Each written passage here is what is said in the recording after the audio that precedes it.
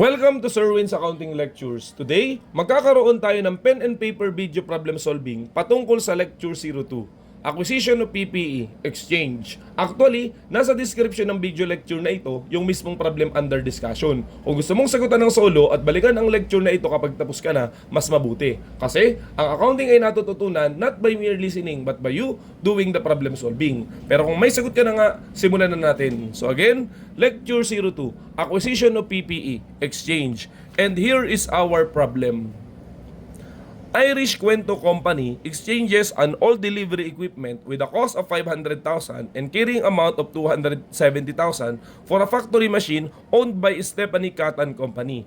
The factory machine is carried in Cotton's company's book at a cost of 480,000 with an accumulated depreciation of 165,000 at the time of exchange. The fair values of the delivery equipment and the factory machine are 290,000 and 300,000 respectively.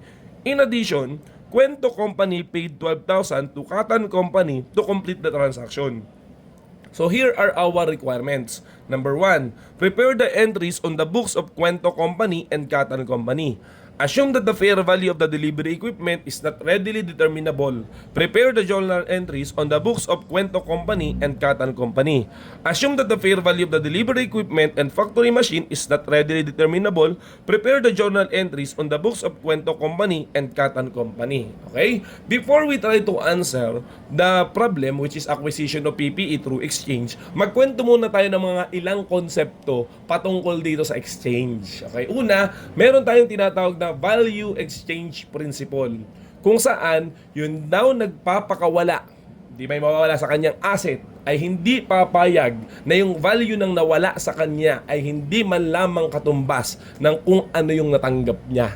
Okay, dapat parehas sila. Ang other term dun sa value exchange principle ay commutative principle. Hindi po yun yung principle na naging cute ka, no? But rather, same lang sila yung ibig sabihin ng joke po yung commutative. Okay? So, ang ibig sabihin nun ay lahat daw ng natatanggap mo ay kasing halaga ng kung ano ang nawala sa'yo. Okay?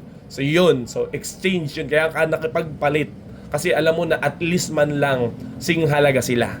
Dahil dun sa konsepto na yun, therefore, nagkaroon tuloy ng rules or hierarchy sa valuation ng exchange. Ano po yun? Isulat natin, Rules on Exchange. Ayan. Ang sabi sa una, we will use the fair value of whatever it is, in this case, asset, that you give up. So, we will use the fair value of the asset given up. Kahit pa ibigay ang fair value nung received, ang value nung natanggap mo ay kung magkano talaga yung ibinigay mo. Okay? Yan yung first priority. Mamaya, mas ma-appreciate yung sinasabi natin as we try to solve problem. The second priority, kung sakaling hindi yan given, is the fair value of the asset received. Tsaka palang papasok kung magkano talaga yung iyong natanggap. And the third valuation is this what we call carrying amount of the asset given up. So, yan po yung ating tatlong priority. Okay, hierarchy yan. So, ibig sabihin, gagamitin mo lang yung 2 or 3 kung sakaling wala yung number 1. Okay? So, valuation kung sakaling merong exchange. O, before we answer problem pa, magsingit pa tayo ng konsepto. May ilang school of thought or academician na nagsasabi na dapat wala naman talagang ganitong hierarchy. Dapat naman talaga isa lang. Dapat yun lamang fair value of whatever it is that you give up. Kasi ang idea, lahat naman ang nagpapakawala dahil nga business ito ay katumbas ng kanilang natatanggap. So dapat yung give up at yung receive ay same lang talaga dapat yung fair value because of this what we call commutative principle. Kung anong binigay mo, yun din yung value ng natanggap mo. Kaya dapat wala na daw yung 2 or 3. Pero paano nga kung sakaling magkaiba? Paano kung sakaling maiba or walang fair value? So therefore, nag-a-apply pa rin itong rule na to. Okay? So para mas ma-appreciate, sagutan na lang natin. Okay? Sabi sa requirement number 1, pinapagawa ng entry si Cuento Company at saka si Cotton Company. So dalawa yan. Okay? So therefore, yung format ng ating solution, we will divide it by 2. Ayan. So ito yung kay let's say ito yung kay Cuento, itong left side, at ito namang right side, ito naman yung kay Cotton. Okay? Sulat natin kay Cuento and then kay Cotton. Okay? Una, we try to solve first before the entry. Okay? So, i-apply natin yung ating rules on exchange. Una, sabi, we will use the fair value of given up, of asset given up. Okay? And doon naman sa kabila, ganun din syempre, fair value of asset given up. Okay? Sa problem nga pala na to, magkaiba yung fair value nila. Ito yung sinasabi ng ibang academician, paano mangyayari yan ay meron ngang value exchange principle. Pero kung sakaling nangyari nga yan, therefore, kay baliwala yung point of view nila, mas sinusunod talaga natin itong rules na to. Okay? Sa kay Kwento, balik tayo. Si Kwento, ang kanyang pinakawalan ay delivery equipment. Sulat din natin dito para ma-note natin. So, pinakawalan niya yung delivery equipment. While si Kata naman, ang kanyang pinakawalan ay yung kanyang factory machine. Okay, factory machine. Magkano pa yung fair value ng give up niya? Okay, sabi dito, delivery equipment, ang fair value ay 290,000. Ngayon, other than the delivery equipment na ibinigay niya, meron pa bang pinakawalan si Kwento? Di ba meron yung 12,000 na cash? So therefore, there will be a cash amounting to 12,000. Okay, so yung lahat po yan ng kanyang pinakawalan kay 12,000. Ayan. So therefore, lahat ng ito na yung magiging fair value o record nung tinatawag na natanggap niya yung factory machine. So ganyan po yan. Okay? So solve natin. So 290,000, okay, plus 12,000. So we will get 302,000. Yan yung value ng machine. Tapos na. Okay, ngayon, okay, sa point of view naman ni Katan, ang kanyang pinakawalan ay yung factory machine na may fair value na 300,000. Sana tama ako ng tapat 300,000 yung kanyang pinakawalan, so yun yung ating gagamitin. Okay, tapos sa case na to, siya ang nakatanggap ng 12,000 kasi sabi dito si Kwento nagbayad ng 12,000 kay Katan. So yung cash this time, hindi po ito received, hindi ito paid. Ito kasi cash paid eh. Okay, kasi 'di ba, ika-capitalize mo 'yan kasi value ng pagbili mo eh. Pero dito naman sa case na to, it is cash received by Katan. So ibig sabihin, ma-minus mo yung 12,000 kasi nakatanggap ka ng cash eh. Hindi lahat equipment ang natanggap mo, may natanggap ka na cash. So ibig sabihin, yung difference ng dalawa, ito lang talaga yung value nung iyong natanggap na delivery equipment. O ganun po yun, offset siya kasi ibig sabihin, binayaran yung 12,000 na cash. So ibig sabihin yung delivery equipment, hindi siya buong 300,000 but rather, solve natin, 300,000 minus 12,000. Yan ang ngayon yung value talaga ng iyong delivery equipment. Okay, 288,000. Okay, so same lang ng solution, di ba? Okay, yung isa lang ay nag-add, yung isa naman ay nag-deduct. Now let's move on. Sa exchange ba ay pwedeng magkaroon ng gain or loss? The answer is yes, because pag mayroong rule sa accounting na kapag ka nawawalan ka ng asset, pwedeng magkaroon ng gain or loss o yung tinatawag na whenever there is a derecognition of asset, gain or loss may arise. Subukan nga nating tingnan or isolve kung magkano yung magiging gain or loss na yon. Sabi dito, ang fair value ng pinapakawalan mo kay Kwento of asset given up is 290,000. Ngayon, ikukumpara mo yung fair value na yan doon sa kanyang carrying amount. Carrying amount of asset given up. Okay, kasi kumbaga, okay, sa record ko, ito yung value, magkano ba? 270,000. Sabi dito kay Kwento, ang carrying amount, 270,000. Sa record ko, 270,000, pero ngayon, ang fair value niya, 290,000 na. So what can we say? Tumaas yung value, therefore there is a what we call gain on exchange. Gain on exchange yan, kasi nga syempre, pinagpalit mo eh. So 290,000, okay, solve na din natin. 290,000 minus 270,000, we will get 20,000. Ayan. Let's move on. Kay Kata naman, just to repeat the equation, we will know the fair value of whatever it is that they give up. So, fair value of the asset given up. Ang sabi sa problem, that is 300,000. Ngayon, ano naman yung kanyang carrying amount? Carrying amount of asset given up. So basically, yung gain or loss pala ay difference lamang ng carrying amount at fair value. Dapat same equipment, di ba? Kasi syempre, internal kasi yung determination ng gain nila eh. Okay, kasi nga, ang priority natin ay given up. Okay? So, ang sabi dito, ang cost ay 480,000. Wala, sige. For 80,000. At ang kanyang accumulated depreciation ay 165,000. So, hindi directly sinabi kung magkano yung carrying amount, pero we can solve. So, the carrying amount is 315,000. So, what can we say? This time naman, mas mababa yung kanyang fair value, therefore there is a loss. Loss on exchange. Okay? 315,000 minus 300,000. Alam na po natin yan, 15,000. Nagkamali kasi ako ng pindot sa calculator. Kaya gusto ko sanang ipakita. Okay, anyways, yan na yung ating mga computation dito sa exchange transaction. After that, dahil ang requirement ay entry, we will do the entry. So we are going to debit whatever it is that you receive. Okay? Sa point of view ni Kwento, nagpakawala nga siya ng delivery equipment, pero nakatanggap siya ng factory machine. So debit factory machine. We will use the fair value of the asset given up. Ito na ang 290,000. Pero dahil nagbayad siya ng 12,000, therefore, the total value of the machine is 302,000. Okay, ganun po yun. And then, i-credit natin yung kanyang give up. Ang binigay niya ay di syempre delivery equipment. So, credit delivery equipment. Okay? The delivery equipment, sabi dito, has a cost of 500,000. So, credit delivery equipment of 500,000. Pero, okay, ang kanyang carrying amount ay 270,000. So what does it mean? 500,000 minus 270,000, meron pa yung accumulated depreciation na 230,000. That's why meron pa tayong isang debit. Okay, so we debit accumulated depreciation amounting to 230,000. Okay? So yan po yun. Let's move on. Basta solution to. Okay? Ano bang credit natin? Credit cash. Kasi di ba si Kwento nagbayad ng cash amounting to 12,000. And then, pag sinubukan mong isolve, hindi yan magbabalance. Okay? Kasi nga, meron tinatawag tayo na gain. Gain on exchange. Amounting to 20,000. That ends requirement for Kwento. Subukan lang natin i-double check. Ang debit, 230,000. Tapos, 302,000. So, therefore, debit is 532,000. Sa kabila naman, 500,000 plus 12,000 plus 20,000, same amount, 532,000. Okay, that is the entry for Kwento under requirement number 1. Okay, number 1 po ito. Ayan.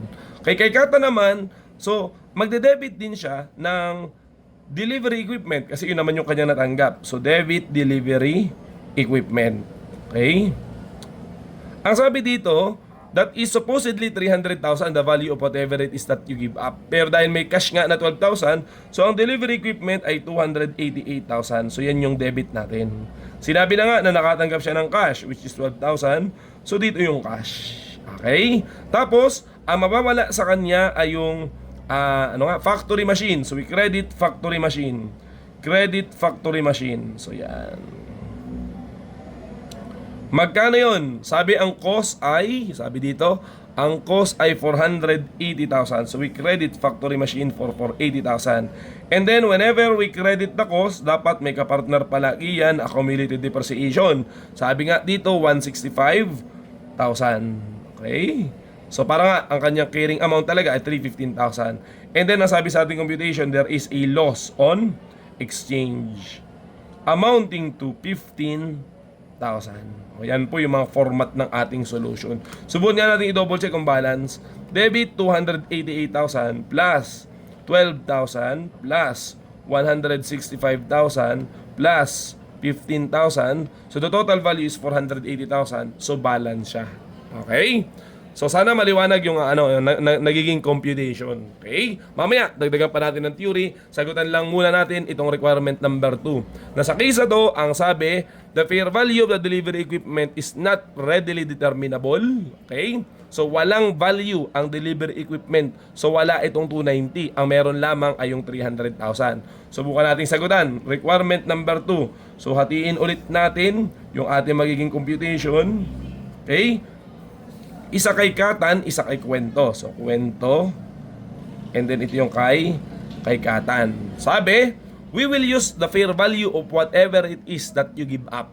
Okay? Pero ang problema, walang fair value yung delivery equipment. Ayan. Paano yun? Therefore, sa point of view ni Kwento, ang unang magiging valuation ay fair value of the asset received. Ayan. Fair value of asset received. Kasi nga, wala daw kunwari yung 290,000. 300,000 yung na-receive niya. Okay? So, ulitan, baka mamaya mali ako. Assume that the fair value of delivery equipment is not given. Walang delivery equipment. So, ang gagamitin natin is yung fair value ng factory machine, which is 300,000. So, 300,000 na ang gagamitin natin. Hindi na 290, wala eh. And then, uulitin mo lang actually itong solution na to. Di ba? Okay, so, syempre, nagbayad siya ng cash. So, therefore, plus 12,000. Diretsuhin ko na, 300,000 plus 12,000 is 312,000. Ang tawag dyan, yan ay magiging fair value nung kanya natanggap, which is factory machine. Okay? And then to determine the gain or loss, we will compare the fair value, okay, fair value of the asset supposedly given up, but this time, asset received, okay, which is 300,000, and the carrying amount of asset given up. Okay? So we will use 270,000. Okay? Mamano-manuhin na lang natin. So therefore, there will be a difference of 30,000, which is the gain on exchange. Okay, so what will be our entry? Yan. So we are going to debit whatever it is that you received, which is the factory machine. So therefore, we debit factory machine. Okay? And then, how much will be the value? 312,000. Anong mawawala sa atin? Hindi ba't mawawala tayo ng delivery equipment? So we credit delivery equipment. It is costing 500,000. So inuulit ko lang yung mga amount. And then, pag nawala yung nanay, mawawala din yung anak, which is yung accumulated depreciation, kasi carrying amount talaga dapat. So the accumulated depreciation is 230,000. Ano pang kanyang pinakawalan? Hindi ba't cash, which is 12,000. And then, meron bang gain? Yes. Merong gain on exchange. Okay, the gain on exchange this time is 30,000. Okay, that ends the entry for number 2 requirement kay Kwento. Subukan natin i-double check kung tama pa rin. 312,000 plus 230,000. Yan yung total ng debit, 542,000. So 500,000 plus 12,000 plus 30,000 with the same amount, 542,000. So balance yung number 2. Okay, kay Kwento. Now, paano kay Katan? Actually, hindi natin kinakailangan mag-solve. Okay? Isulat na lang natin same as number 1. Okay? Bakit same as number 1? Kasi di ba ang sabi dito, ang nawawala lang naman ay yung fair value ng delivery equipment. So basically, given yung fair value ng machine, hindi naman magse-second priority si Katan dahil nga wala namang value yung asset received, di ba? Wala pati ano. But rather, tsaka kahit pati meron, gagamitin niya pa rin is yung fair value ng asset given up. Di ba yung asset given up niya 300,000? Okay? Then magkakatanggap nga siya ng 12,000. Therefore, ang fair value nung na-receive niya, na record natin, yung delivery equipment, 288,000. Okay, saan nakita? And then, ayan, ganun ulit. We will compare the fair value of whatever is that you give up, which is given, and the fair value of the carrying amount of the given up, which is 315,000. So we will still get the loss of 15,000. So therefore, it will result to the same number, same answer, so the same journal entry. Okay, that ends the requirement for number 2. Okay, mamaya magsasummarize ulit tayo ng concept ano. Basta ngayon, magsagot lang muna tayo. Tapos na yung number 2. Okay? Let's move on to the requirement number 3. Ang sabi sa requirement number 3, assume that the fair value of the delivery equipment and the factory machine is not known. They are not readily determinable. So what will be our journal entry? Okay, kung sakaling ganun, we will go on to the carrying amount of whatever it is that we give up. Okay? Subukan nating mag-solve ulit. Yan. Dito tayo kay Kwento. Ang gagamitin natin ay ang carrying amount of asset given up. Okay, how much is the carrying amount of what you give up? Ang sabi kanina sa problem, that is 270,000. So therefore, sulat lang natin 270,000. And then, nagbayad ba siya ng pera? Yes. So cash payment is always added kasi nga additional yan sa value ng equipment mo. Therefore, this will be the fair value of the factory machine na yun na nga yung natanggap mo. Okay? So the fair value of the factory machine. Actually, that is the valuation of the factory machine. Hindi naman talaga siya fair value. Pero yan, oh, that is the factory machine. So, pag inad natin yan, that will be 282,000. Okay, basta yun na yun. And then, after that, we will know the gain or loss on exchange. So, basically, the carrying amount of the asset given up is 270,000. Kung uulitin mo lang naman yung equation. Di ba? Kasi priority number 3 tayo. And the carrying amount of the asset given up, okay? So parehas given up, 'di ba? Parehas given up is also 270,000. So what can we say? There will be zero gain or gain or loss. Actually, kung sakaling priority 3, hindi mo na to kailangan gawin. Automatically kasi na wala kang gain, wala kang loss. Dahil wala namang pagkakaiba ang fair value at ang carrying amount mo. Kasi nga, wala namang fair value. I mean, wala namang pagkakaiba yung carrying amount. Di ba? Kasi wala namang ibinigay na fair value. Okay? So, walang gain or loss dun. Dapat magkaroon muna ng difference yung nasa libro mo at yung fair value para magkaroon when you recognize. Pero kung same-same yung amount, napansin mo nga, no gain or loss. Okay? To get my point, mag-entry na tayo. So we are going to debit the factory machine kasi yun yung natanggap ni Kwento. Debit factory machine. Ang sabi, the valuation is 282,000. Okay? Anong mga debit? Credit. We credit the delivery equipment. Kasi di ba? Nagbigay siya ng delivery equipment na ang cost ay 500,000. Ayan, at may carrying amount. Kaya therefore, merong debit na 230,000 kasi ang carrying amount nga ay 270,000. At ano pang binigay niya? Nagbigay siya ng cash amounting to 12,000.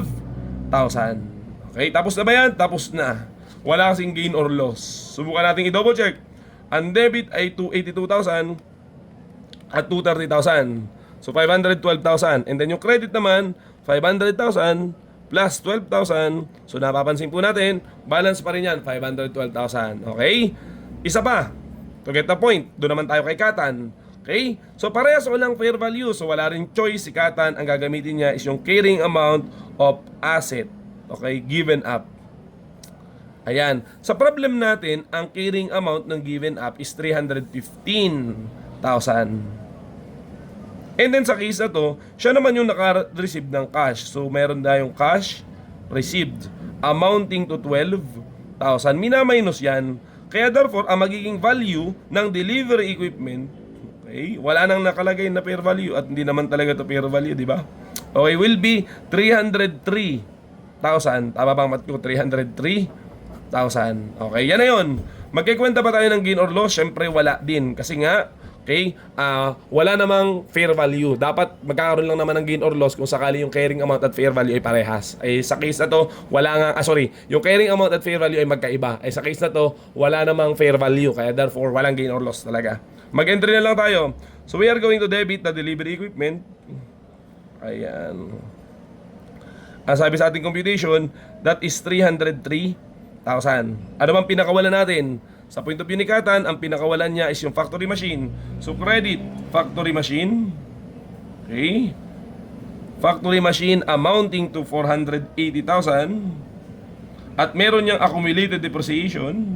So debit accumulated depreciation amounting to 165,000. Kita ba? 165,000. So ito po, 480,000 tapos 165,000. And then nakatanggap pa siya ng cash. May isa pang debit na cash amounting to 12,000. Okay, subukan natin tingnan kung balance debit cash 12,000, 303,000 for the delivery equipment and the accumulated depreciation of 165,000. So total is 480,000. Okay? Sige, mag-wrap up tayo nung nangyari doon sa ating problem Okay, dito muna tayo sa number 1. Sa number 1 ay given ang fair value ng given up. Okay, so therefore kaya yun yung ating sinunod. Pagka nagkaroon ng cash payment, you will add sa point of view naman ng receive, deduct to determine the value ng bagong machine na nakuha mo. Factory machine kay Kwento, then delivery equipment kay Katan with that amount. And then we will determine the gain or loss. The gain or loss is a difference between the fair value and the carrying amount. So yan nga po At sa exchange na to, hindi porket nagpalitan lang sila at saka porket merong cash payment ay kapag yung kabila ay gain ng let's say 20,000, dapat yung kabila loss ng 20,000. Sa akin na to, di ba? Loss yung kabila 15,000. Si Katan loss 15,000. May mga pagkakataon pa nga na parehas silang gain o parehas silang loss. May pagkakataon yung isa gain, yung isa loss, tapos hindi balance. Okay, ang punto lang natin, may kanya-kanya silang kwento. Okay? May kanya-kanya silang kwenta. Kasi ako kwento 'di ba? May kanya-kanya silang kwenta dahil nga ito kasi yung gagamitin mo May kanya-kanya silang valuation, may kanya-kanya silang numero. Okay? And then entryhan mo lang. Ayan po 'yun. Sa second requirement, kung saan or fair value of asset received. Okay? Ang ginamit kay kwento dahil wala nung kanyang given up. Okay, so yun. Kaya 300,000 ang nagamit natin dito. Yan. Then, uulitin mo lang yung format to determine the entry. Sa point of view naman ni Katan, syempre, dahil ang nawawala ay yung kay kwento, sa kanya, same lang. Okay? So, moral of the story, kahit requirement, kahit hierarchy number 1 or hierarchy number 2, asset given up or received, the computation for the gain or loss on exchange is the same. And even the valuation of the asset that you are going to receive. Right? Wherein, the fair value will be added to the cash paid, at kung sakali naman cash received, it will be deducted, di ba? And then, yung gain or loss is just the difference of fair value and the carrying amount. Bahala na yung fair value na yan kung sakaling priority 1 or priority 2. Basta ang gagamitin mo fair value and then ikukumpara mo dun sa carrying amount. Okay? And the last one, yung requirement number 3 na nagbura pa nga tayo. Kung sakaling walang fair value lahat, therefore carrying amount lahat, walang gain or loss. Isang computation lang ang gagawin mo. Basta carrying amount, di ba, nung given up. Actually, kung walang cash payment, pwede ka na diretso mag-entry. I-debit mo na agad yung na-receive mo with the corresponding credit ng kung ano yung pinakawalan mo. Dahil nga lang mayroong cash payment, that's why nagkaroon tayo ng additional solution, add kay kwento, deduct kay Katan. So again, kung sakaling 1 and 2, carrying amount ang ginagamit, walang gain or loss kasi wala namang difference, wala namang kasing fair value di ba? Carrying amount lang ang meron. Ayan. At lahat ng ito, yan po yung ating mga pinagsosolve ay ang masusunod lang talaga sana ay itong requirement number 1. Kung sakaling given lahat. Kasi nga, ito yung top 1, fair value of the asset given up. Gagamitin mo lang itong solution number 2 or solution number 3 kung sakaling wala yung fair value ng given up. At again, bakit given up yung top 1 priority? Because of commutative principle. Ang value nung natanggap mo, in this case, factory machine, ay kung magkano yung value nung pinakawalan mo. Diba? Yung machine, naging value yung sa given up. Diba? Okay, kasi nga, commutative principle o value exchange principle. Sana meron ka natutunan sa mahaba nating pagsosolve, ating mahabang problem. Yun lamang at maraming salamat.